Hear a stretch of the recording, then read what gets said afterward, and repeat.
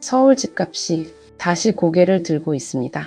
상승률 0.06%에서 0.12%. 숫자만 보면 작아 보일 수 있습니다. 그런데 부동산 시장에서는 이런 변화가 시작 신호가 되는 경우가 많습니다. 특히 이번에는 강남이 아닙니다. 서울 외곽입니다. 노원, 도보, 강북, 그리고 금천, 관악, 구로, 이른바 노도강과 금강구라 불리는 지역들입니다. 여기서 이런 질문이 나옵니다. 왜 하필 지금, 그리고 왜 강남이 아니라 외곽인가?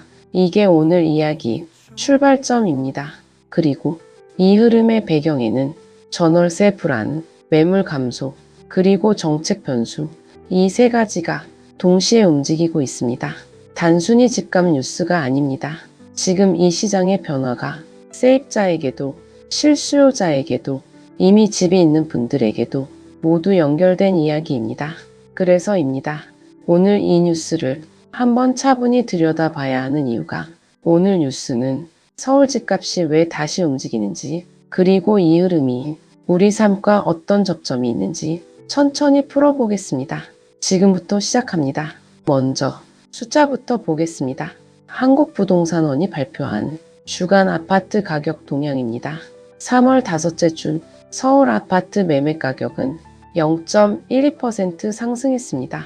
지난주는 0.06%였습니다. 한 주 사이 상승폭이 정확히 2배가 됐습니다. 이 지점입니다.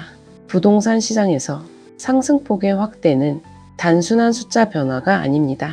시장 심리가 바뀌고 있다는 신호로 읽히는 경우가 많습니다. 그렇다면 어느 지역이 이 흐름을 이끌고 있을까요? 지역별로 보겠습니다.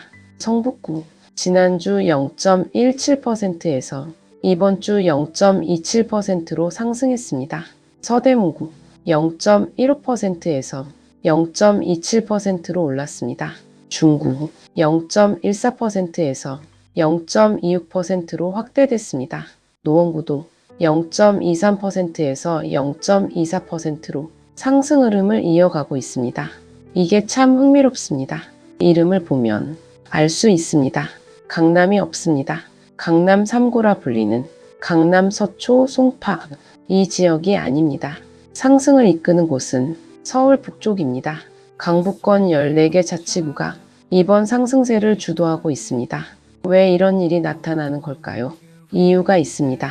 첫 번째는 전월세 시장 불안입니다. 최근 몇 달 동안 전세 물량이 줄어들고 있습니다. 집주인들이 전세보다 월세를 선호하는 경향이 강해지면서 전세 구하기가 예전보다 어려워졌습니다. 이 상황이 되면 세입자 입장에서는 생각이 달라집니다. 전세 보증금을 올려주느니 차라리 집을 사는 게 낫지 않을까? 이런 심리가 생기기 시작합니다. 그래서입니다. 전월세 시장이 불안해질 때마다 매수 심리가 자극되는 이유가 두 번째 이유는 15억 원이라는 숫자입니다. 여기서 헷갈린 분들 많습니다. 15억 원은 현재 담보대출 규제와 맞닿아 있는 하나의 기준선입니다. 이 기준을 넘어가면 대출 조건이 달라집니다. 그래서 시장에서는 15억 원 이하 단지를 중심으로 수요가 몰리는 현상이 나타납니다. 서울에서 15억 원 이하 아파트가 많은 곳은 어디일까요? 바로 외곽 지역입니다. 노원, 도보, 강북, 그리고 금천, 관악, 구로 이 지역들입니다. 전문가들이 노도강과 금강구라고 부르는 지역들이기도 합니다. 실제로 최근 서울 아파트 거래가 이 지역에 집중되고 있습니다. 대출이 가능한 가격대, 그래서 실수요자가 접근할 수 있는 시장. 이것이 지금 외곽 상승의 핵심입니다. 지금까지 핵심을 한 문장으로 정리하겠습니다.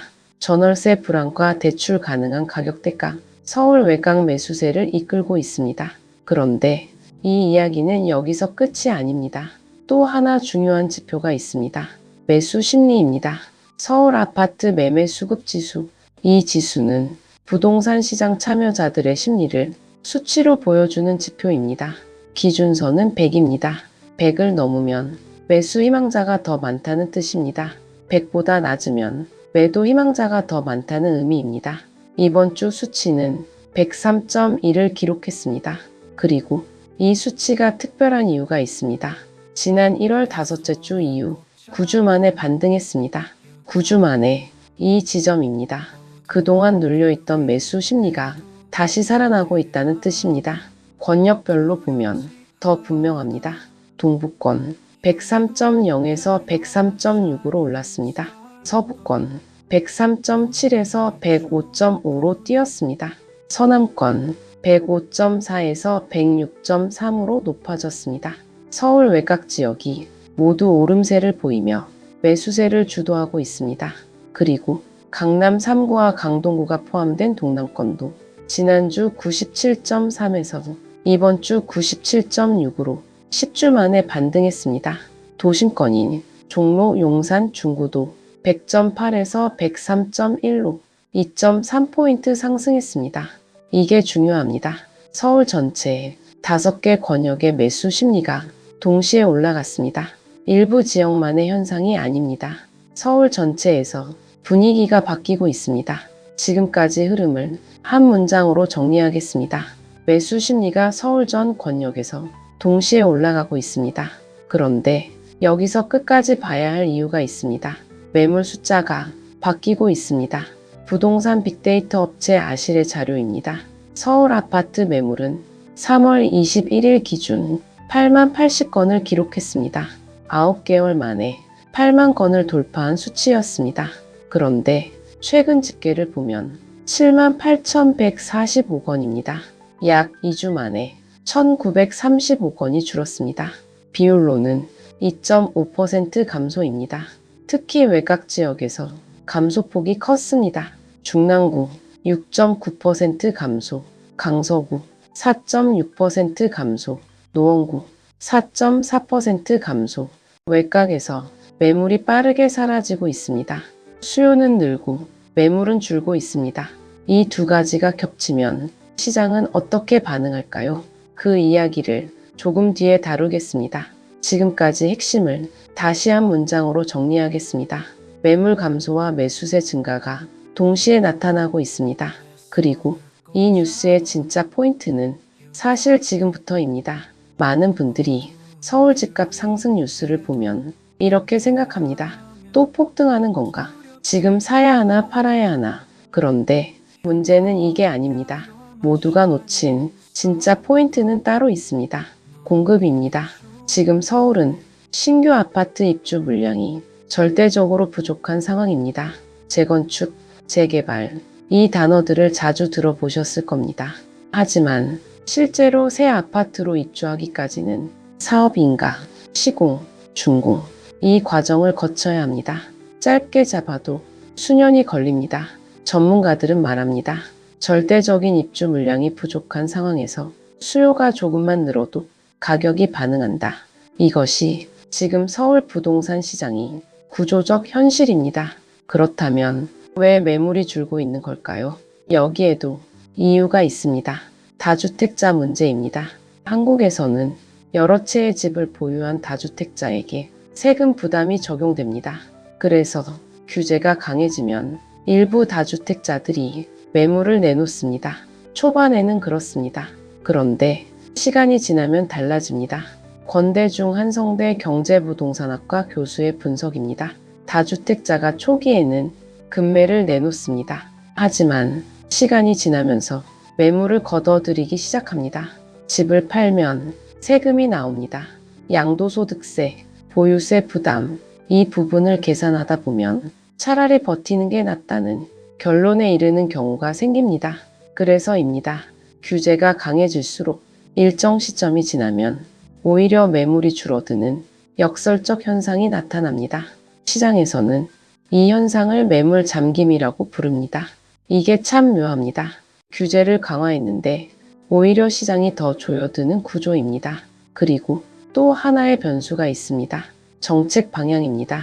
시장에서는 보유세 인상 가능성에 대한 이야기가 나옵니다. 이 이야기가 나오면 사람들은 생각을 합니다.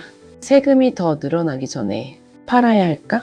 아니면 어차피 팔아도 세금인데 그냥 버틸까? 이 두 가지 판단이 시장에서 동시에 나타납니다. 어떤 사람은 팔고 어떤 사람은 버팁니다. 그 결과가 지금 매물의 흐름으로 나타나고 있습니다. 그렇다면 이게 우리 삶과 어떤 접점이 있을까요? 세입자 입장에서 보겠습니다. 전세 물량이 줄면 보증금이 올라갑니다. 보증금이 부담스러우면 월세로 전환합니다. 월세 부담이 늘면 차라리 집을 사자는 심리가 생깁니다. 그런데 집을 사려면 대출이 필요합니다. 대출이 가능한 가격대는 서울 외곽입니다. 그래서 외곽부터 먼저 움직이고 있습니다. 이 흐름이 보입니다. 세입자의 불안이 매수세로 전환되고 그 매수세가 외곽 집값을 밀어올리고 있습니다. 개별 사건이 아닙니다. 구조적인 흐름입니다. 그렇기 때문입니다. 이 뉴스가 단순한 집값 오름세 보도가 아닌 이유가 한 가지 더 짚겠습니다. 강남 3구 지역입니다. 전문가들의 분석에 따르면 4월까지는 금매 영향으로 고급 주택이 집중된 한강벨트 지역이 오히려 하락할 수 있다고 합니다. 반면 중저가 아파트 지역에는 수요가 쏠려 가격이 오를 것이라는 분석도 나옵니다. 즉, 지금 서울 부동산 시장은 강남과 외곽이 서로 다른 방향으로 움직이는 이른바 양극화 흐름이 나타날 가능성이 있다는 점입니다. 비싼 집은 내려가고 중저가 집은 올라가는 이 구조가 지금 서울시장에서 형성되고 있습니다. 지금까지 핵심을 다시 한 문장으로 정리하겠습니다. 공급 부족과 매물 잠김이 맞물리며 중저가 외곽 시장이 먼저 반응하고 있습니다. 그래서입니다.